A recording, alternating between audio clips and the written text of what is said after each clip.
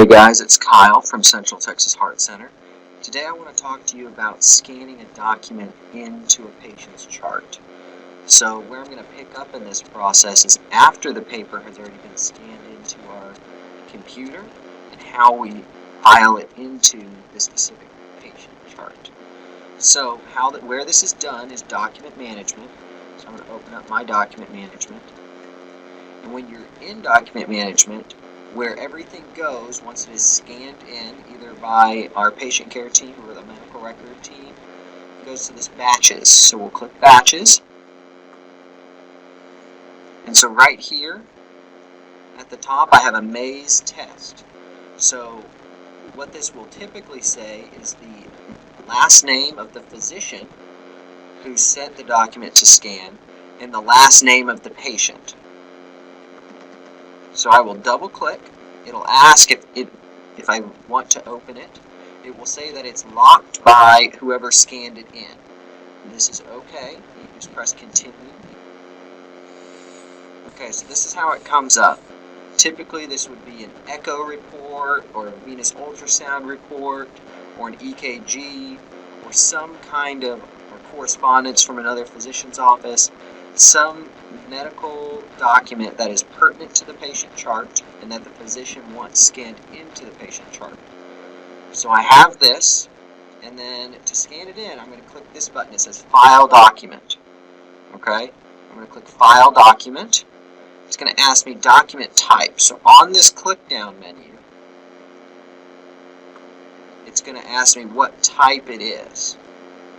So I can make another video explaining the differences between something we printed off from the hospital to an echo report to laboratory reports, EKGs, echoes, cath or operative reports, sleep studies, stress tests, and vasculars are probably all the most common. So this one obviously is not actually a medical document, but I'm going to say that it is an echo. Okay, so I've selected my type. Now I need to select the patient. So obviously this is test patient 8. So you click this blue button right next to the document type and you say look up. Now when you're looking it up, you can start typing the patient's name. And this belongs to test patient 8, so I'll double click. And now the document type, it's there, and all the patient information is present as well. Typically there'll be a date of scan. So for this, it's not the date we're putting it into the chart, but it's the date the study was done. So let's say that this study, for example, was done on March 1st. So that's the date I would put in there. And then I'd click File. Now the only wrinkle to this is when we do vasculars. So carotid reports, venous ultrasound reports, so on and so forth. You'd select vascular. You'd select your patient name the same way.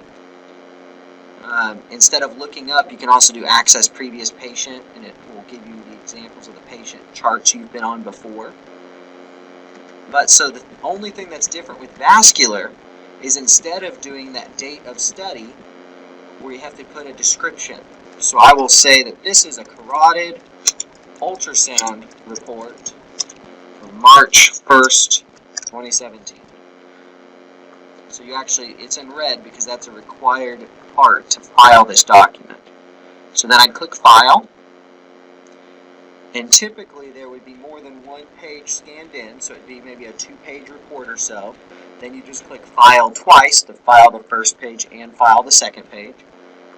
Now when you're done, when you've filed all the pages, this prompt will come up. There are no more documents in batch. Would you like to post a completed document? You say yes.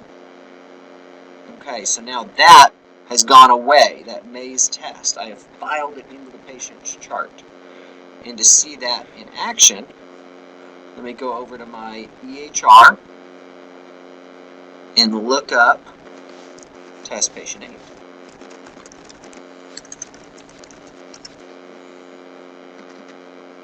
So open up test patient 8's chart, and when we file a document like that, it's going to go over here in what we call the paper chart. It's called categories over here in this patient history tab.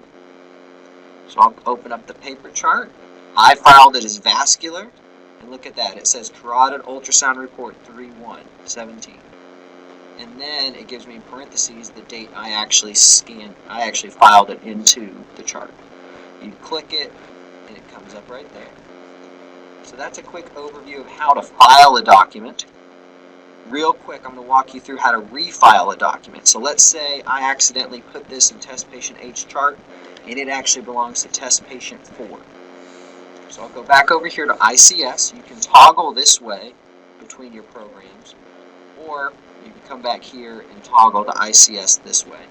ICS is another name for document management. I already have it open. You can also see what's filed in the test patient H chart. So since I had test patient 8 open, in my EHR, it opens them here. Well, let me show you how to reach test patient 8, just so there's no confusion. Search for test patient, and there's 8 right there.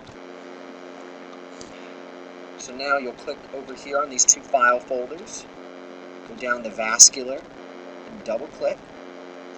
So let's say I was supposed to scan this in the test patient 4, but I accidentally scanned it in the test patient 8. You're going to click the same document, file document, click that.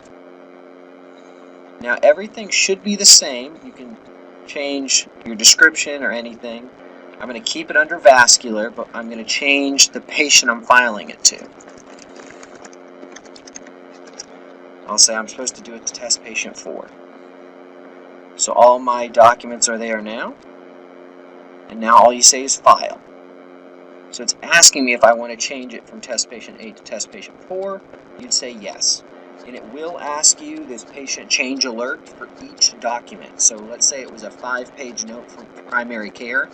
You'll have to click file yes 5 times to get all 5 of those papers switched from test patient H chart to test patient 4. And say yes. Save your changes. And then I'll go over and show you that it is actually in test patient 4's chart now instead of test patient 8.